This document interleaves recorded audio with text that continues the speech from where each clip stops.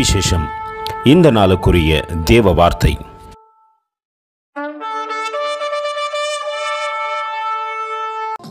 And it shall be, when thou art come in unto the land which the Lord thy God giveth thee for an inheritance, and possessest it, and dwellest therein.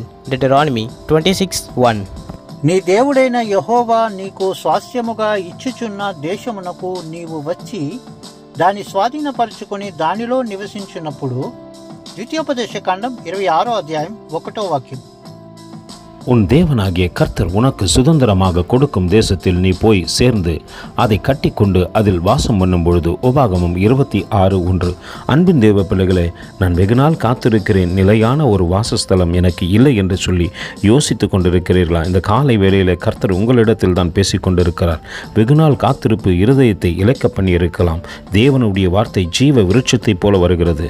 நிச்சயமாய் சீக்கிரத்திலே நீங்கள் தங்கி தாமரிக்கத்தக்கதாக நிலையான ஒரு வீட்டை உங்களுக்கு தேவன் கொடுக்க போகின்றார்.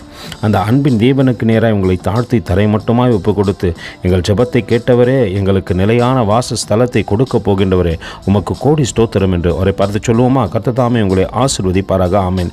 எங்களோடு கூட இணைந்து ஊழியம் செய்ய விரும்பினால் இந்த வார்த்தைகளை மற்றவர்களுக்கும் பகிர்ந்து கொடுங்கள். இது ராஜ்யத்தின் சுவிசேஷம். Thank you for watching. God bless you.